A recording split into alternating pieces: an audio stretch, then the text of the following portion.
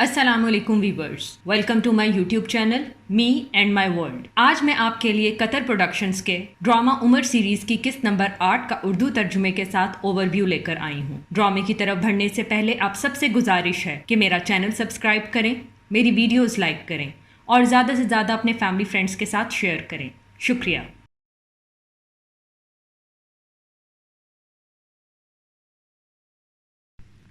قسط نمبر 8 کا آغاز ابو الحکم کے مکے میں چہل قدمی سے ہوتا ہے، جہاں وہ محمد کو نماز ادا کرتے دیکھتا ہے۔ ابو الحکم کہتا ہے کہ تم مسلمان کیا یہ سب روک نہیں سکتے؟ کیا میں نے تمہیں منع نہیں کیا تھا؟ کیا یہ کافی نہیں؟ تم نے ہمارے مذہب کو اجاڑ دیا ہے، تم نے ہمارے بڑوں میں نا اتفاقی پھیلائی ہے، ہمارے خداؤں کو تنقید کا نشانہ بنایا ہے، پھر ہمارے بچوں، بھائیوں اور غلاموں کو بگاڑا اور ہر طرح سے ہمارا برا کیا۔ تم اب ہمارے سامنے نماز پڑھ رہے ہو؟ اللہ کی قسم، قریش کسی ایسے کو نہیں جانتا جس نے فساد پھیلایا ہو جیسا کہ تم نے پھیلایا۔ تم دوبارہ ہمیں اپنا چہرہ مت دکھانا کیونکہ ہم تم سے نفرت کرتے ہیں۔ اللہ کی قسم، میں نے اگر تمہیں دوبارہ دیکھا میں تمہارا سر پتھر سے 2 ٹکڑوں میں کر دوں گا۔ دوسرے منظر میں حضرت حمزہ گھوڑے پر سوار ہو کر مکے آتے ہیں۔ وہاں پر موجود راستے میں تمام لوگ انہیں سلام کرتے ہیں۔ اتنے میں ایک لونڈی آ کر انہیں کہتی ہے کہ تمہیں اپنے بھتیجے محمد کو دیکھنا چاہیے۔ ابو الحکم ابن حشام نے اسے اپنے ہاتھوں سے تکلیف دی، وہ وہاں بیٹھا، اسے گالیاں دی اور چلا گیا، پر محمد نے پلٹ کر کچھ نہ کہا۔ حضرت حمزہ کہتے ہیں کیا اس نے ابھی کیا یہ سب؟ لونڈی نے کہا میرا خدا گواہ ہے۔ حضرت حمزہ یہ سن کر چلے جاتے ہیں اور ابو الحکم کے پاس آتے ہیں اور اسے مارتے ہیں اور کہتے ہیں تم نے اسے دھتکارا جبکہ میں اس کے مذہب کو مانتا ہوں۔ مکے کے لوگ آگے بڑھتے ہیں، ابو الحکم انہیں روکتا ہے اور کہتا ہے کہ حمزہ کو اکیلا چھوڑ دو، خدا کی قسم میں نے اس کے بھتیجے کی بے عزتی کی ہے۔ حضرت حمزہ چلے جاتے ہیں۔ ابو الولید، اسی وجہ سے میں تمہیں مشورہ دے رہا ہوں کہ وہ اپنے بھتیجے کے مذہب کو نہیں مان رہا، لیکن تم نے اسے مجبور کیا۔ ابو الحکم کہتا ہے اس نے یہ محض غصے میں کہا ہے۔ ابو الولید، کیا ہوگا اگر اس نے یہ بات واقعی میں کہی ہو؟ تب کیا ہوگا؟ خدا کی قسم محمد نے زیادہ حمایت حاصل نہیں کی تھی، لیکن حمزہ نے خود کو مسلمان کہہ کر اسے دلوا دی۔ عمر وہاں کھڑے یہ سب سن رہے ہوتے ہیں اور پریشان ہو جاتے ہیں۔ حضرت حمزہ ارقم کے گھر آتے ہیں اور کہتے ہیں بھتیجے پریشان مت ہو، اگر کوئی تمہیں تکلیف پہنچائے گا تو میں اس کو زیادہ تکلیف پہنچاؤں گا۔ میں تمہارا ساتھ خون کے رشتے کی طرح دینا چاہتا تھا، پر اب ایک مسلمان کی طرح دوں گا۔ میں ایمان لاتا ہوں اور گواہی دیتا ہوں کہ اللہ کے سوا کوئی عبادت کے لائق نہیں، اور یہ کہ تم اس کے رسول ہو۔ وہاں موجود ابو بکر اور تمام لوگ بے حد خوش ہوتے ہیں۔ اگلے منظر میں عمر اپنے گھر جا کر غصے میں سوچ رہے ہوتے ہیں کہ انہیں یاد آتا ہے کہ انہوں نے اپنے بھائی زید سے کیا کہا تھا کہ یہ سب محمد کی وجہ سے ہو رہا ہے اور یہ ساری مصیبتیں انہی کی وجہ سے آئی ہیں کہ میں جاؤں اور اسے اپنی تلوار سے قتل کر دوں۔ یہ سوچ کر وہ اپنی تلوار اٹھاتے ہیں اور چل پڑتے ہیں کہ رستے میں کچھ لوگ انہیں ملتے ہیں اور روکتے ہیں اور پوچھتے ہیں کہ تم ضرور کسی اہم وجہ سے اس تلوار کے ساتھ باہر نکلے ہو۔ عمر کہتے ہیں میں اس محمد کے پاس جا رہا ہوں جس نے قریش کو تقسیم کر دیا ہے۔ تم نے کیا کہا؟ خدا کی قسم تم اپنی سوچ سے زیادہ سوچ رہے ہو۔ کیا محمد کے قتل کے بارے میں؟ عبد مناف قبیلہ اس زمین پر تمہیں آزاد پھرنے دے گا اس کے بعد؟ عمر کہتے ہیں نہیں، یہ کرنے کے بعد میں خود کو ہاشمیوں کے حوالے کر دوں گا کہ وہ مجھے قتل کر دیں، کم از کم یہ معاملہ تو ختم ہوگا۔ کیا تمہیں نہیں لگتا کہ تمہیں سب سے پہلے اپنے گھر والوں کے پاس جانا چاہیے اور ان سے شروع کرنا چاہیے؟ عمر، میرے گھر سے کون؟ تمہاری بہن فاطمہ بنت الخطاب اور اس کا شوہر سعید ابن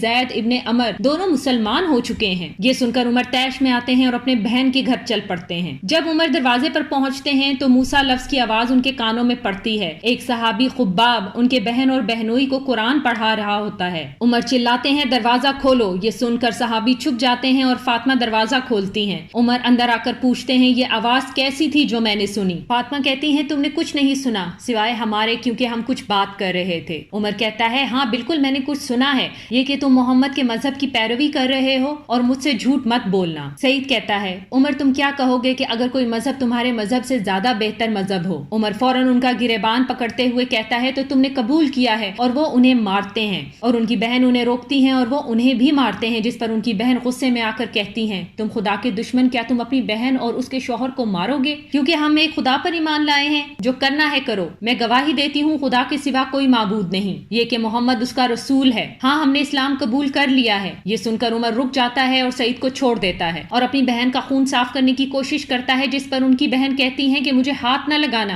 عمر یہ سن کر پاس ہی ایک جگہ پر بیٹھ جاتے ہیں اور ان کی نظر صحیفے پر پڑتی ہے اور وہ پوچھتے ہیں کہ یہ ہے جو تم لوگ پڑھ رہے تھے؟ ان کی بہن اس صحیفے کو اٹھا لیتی ہیں اور عمر کہتے ہیں مجھے دو، میں نے بھی پڑھنا ہے، جس پر فاطمہ فاطمہ کہتی ہیں میں نہیں دوں گی۔ عمر کہتے ہیں دیکھو میں نے قبول کیا جو تم نے دل سے کہا۔ فاطمہ اٹھتی ہیں، وہ صحیفہ عمر کو دیتی ہیں۔ عمر وہ صحیفہ پڑھتے ہیں، اس صحیفے میں سورہ طٰہٰ کی آیات درج ہوتی ہیں۔ عمر صحیفہ پڑھنے کے بعد کہتے ہیں کیا یہ وہی ہے جسے قریش جھٹلا رہا ہے؟ اور وہ پھر دوبارہ پڑھنا شروع کر دیتے ہیں اور پڑھنے کے بعد کہتے ہیں جس نے یہ سب کہا وہ واقعی ہی اکیلا عبادت کے لائق ہے۔ یہ سن کر فاطمہ خوش ہو جاتی ہیں اور عمر کے پاس آتی ہیں، ساتھ ہی خباب صحابی بھی پیچھے سے آ جاتے ہیں۔ عمر انہیں دیکھ کر کہتے ہیں کیا تم یہ پڑھ رہے تھے؟ خباب خوش ہو کر عمر مجھے امید تھی کہ رسول خدا کی دعائیں تمہارے لیے قبول ہوں گی، انہوں نے کہا تھا کہ میرے خدا اسلام کی مدد فرما اور ان دونوں میں سے جسے تو بہتر سمجھے، ابو الحکم ابن حشام یا پھر عمر ابن الخطاب۔ عمر کیا واقعی انہوں نے ایسا کہا تھا؟ خباب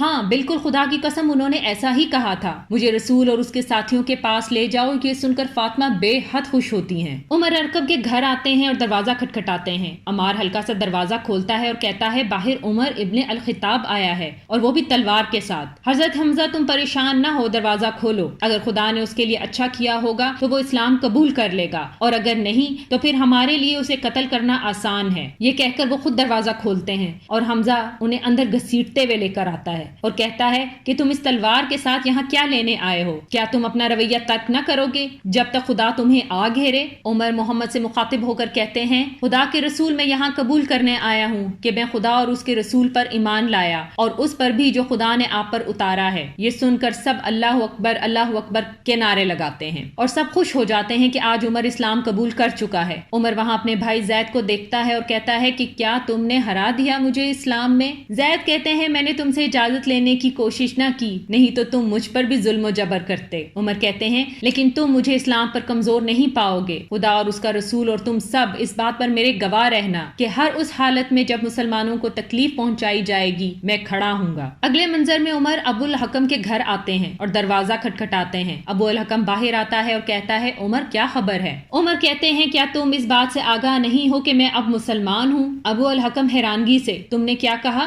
عمر فرماتے ہیں میں اب مسلمان ہوں۔ ابو الحکم ایسا مت کرو۔ عمر میں نے کر دیا ہے۔ ابو الحکم خدا تمہارے چہرے کو سیاہ کرے۔ یہ کہہ کر ابو الحکم دروازہ بند کر دیتا ہے۔ اس کے بعد عمر عبد الشمس کے گھر آتے ہیں اور کہتے ہیں تم نے سنا کہ میں مسلمان ہو گیا ہوں؟ عبد الشمس تم؟ عمر ہاں، یہ کہہ کر وہ چلے جاتے ہیں۔ عمر سب لوگوں سے مخاطب ہو کر کہتے ہیں کہ قریش کے لوگوں میں مسلمان ہوں ابو یزید، اور تم یہاں پر ہماری مجلس کی جگہ پر ہمارا مقابلہ کرنے آئے ہو؟ خدا کی قسم ہم تمہارے ساتھ ویسا ہی برتاؤ کریں گے جیسا تم نے دوسروں کے ساتھ کیا۔ ابو یزید لوگوں کو اشارہ کرتا ہے، اس کے لوگ عمر کو مارنے کی غرض سے آگے آتے ہیں اور اس طرح عمر اور ان کے درمیان لڑائی شروع ہو جاتی ہے۔ اتنے میں العاص ابن ویل آ جاتے ہیں اور کہتے ہیں رک جاؤ، تم بے وقوفوں کے ساتھ کیا مسئلہ ہے؟ کیا تم سب عقل کھو چکے ہو؟ جس پر ابو سفیان کہتا ہے کہ عمر ابن الخطاب نے بغاوت کر دی ہے۔ العاص تو کیا ہر انسان کو اپنا مذہب چننے کا حق ہے؟ تمہیں کیا لگتا ہے کہ عدی قبیلہ اسے تمہیں سونپ دے گا؟ کیا تم بھول گئے ہو کہ ہم قبیلہ عدی کے ساتھی ہیں؟ اگر تم انہیں گھیرو گے تو اس کا مطلب ہے کہ تم ہمیں گھیر رہے ہو۔ سب جاؤ یہاں سے۔ یہ سن کر سب چلے جاتے ہیں۔ العاص عمر سے کہتے ہیں تمہیں یہ سب کرنے کی ضرورت نہیں، کیا تم خاموش نہیں رہ سکتے؟ عمر کہتے ہیں میں سچ کو جاننے کے بعد اسے چھپا نہیں سکتا، میں حق کو باطل سے الگ کرنا جاری رکھوں گا جس طرح خدا رات میں سے دن کو نکالتا ہے۔ دوسرے منظر میں عمر عدی قبیلے کو بلاتے ہیں اور کہتے ہیں کہ میں تم لوگوں کو محمد کے دین کو ماننے سے منع کر رہا تھا، میں نے کچھ لوگوں کے ساتھ اسلام قبول کرنے پر بڑا برا برتاؤ کیا، میں اس وقت جہالت اور غلطیوں کے اندھیرے میں تھا، اب تم لوگ جان لو کہ خدا نے مجھے حق دکھایا ہے اور مجھے اپنے دین کو ماننے کی ہدایت دی ہے۔ اب میں تم لوگوں کو ایک اچھی نصیحت کرتا ہوں جو تمہارے بارے میں سوچتا ہے اور تمہیں سیدھی راہ پر دیکھنے سے خوش ہوتا ہے، میں کسی پر زبردستی نہیں کر رہا جیسا کہ میں نے تم لوگوں کو باطل کی طرف بلانے پر زبردستی کی تھی۔ خدا کی قسم یہ مذہب تمہارے خدا کی طرف سے حق پر ہے، ان لوگوں میں شامل نہ ہو جو اسے بیکار سمجھتے ہیں، خدا تمہیں اس ایمان پر کامیاب کرے۔ میں تم سب لوگوں سے درخواست کرتا ہوں، خدا کی قسم میں نے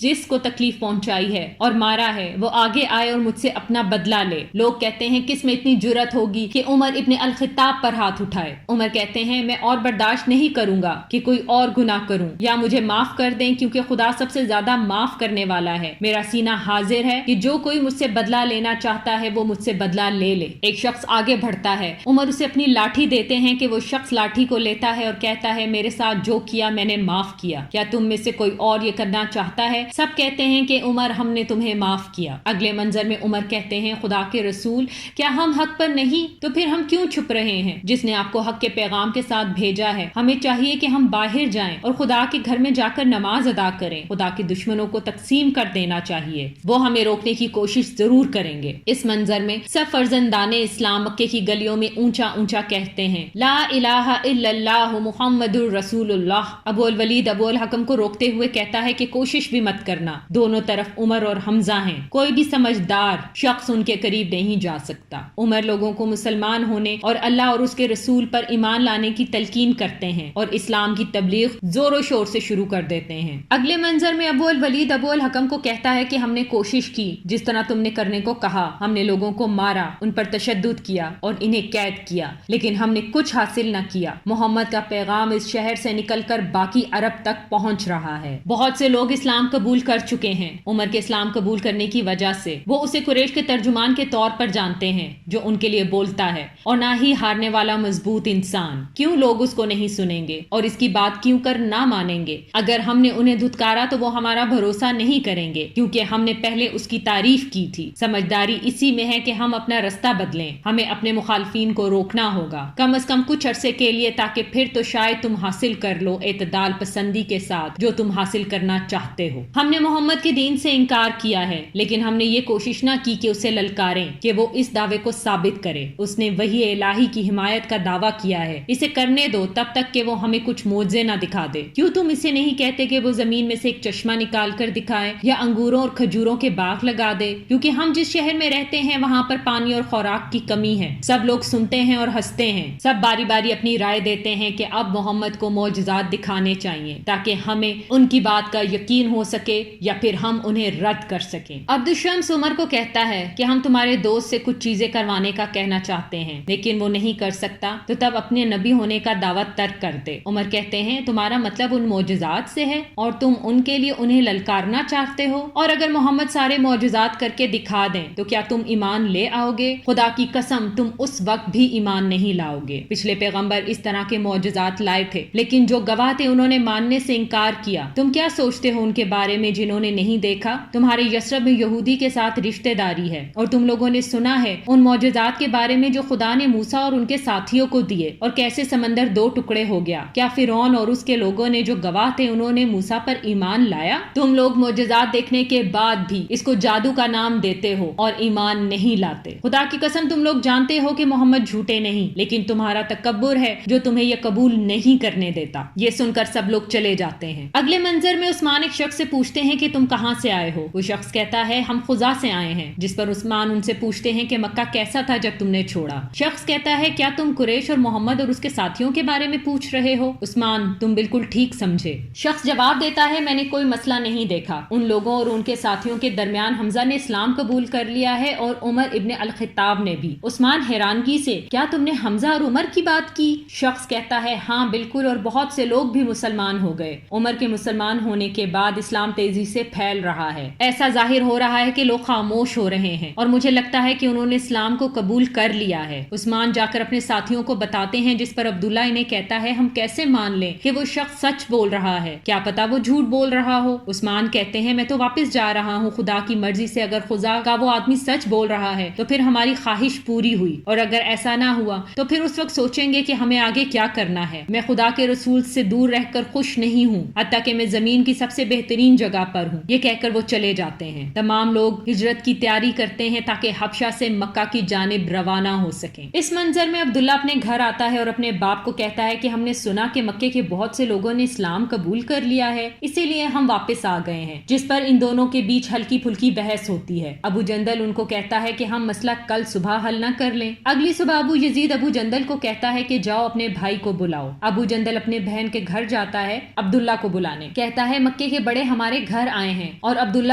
تمہارے دین کے بارے میں جاننا چاہتے ہیں تاکہ پھر فیصلہ کریں، اور عبداللہ کو گھر لے جاتا ہے۔ وہاں پر اس کا باپ اس کے ساتھ چال چلتا ہے، عبداللہ کو اس کے چچا زاد بھائیوں کے ہاتھوں پکڑوا دیتا ہے، جس پر ابو جندل اسے کہتا ہے کہ آپ نے میرے ساتھ چال چلی۔ ابو یزید کہتا ہے کہ ہاں میں نے چال چلی، اور یہ تمہاری غلطی ہے کہ تم اسے سمجھ نہ پائے، جس پر ابو جندل کہتا ہے کہ صحیح کہا، میں بھی اس کا مذہب مانتا ہوں اور گواہی دیتا ہوں کہ خدا کے سوا کوئی عبادت کے لائق نہیں، محمد اللہ کے بندے اور رسول ہیں۔ یہ سن کر ابو یزید ابو جندل کو بھی عبداللہ کے ساتھ باندھ دیتا ہے اور کہتا ہے کہ دیکھتے ہیں تم دونوں یہ کتنا سہتے ہو۔ اس کے ساتھ ہی قسط نمبر 8 کا اختتام ہوتا ہے۔ آخر میں آپ سب سے سے گزارش ہے کہ میرا چینل سبسکرائب کریں، میری ویڈیوز لائک کریں اور زیادہ سے زیادہ اپنے فیملی فرینڈز کے ساتھ شیئر کریں۔ اگلی قسط تک کے لیے اللہ حافظ۔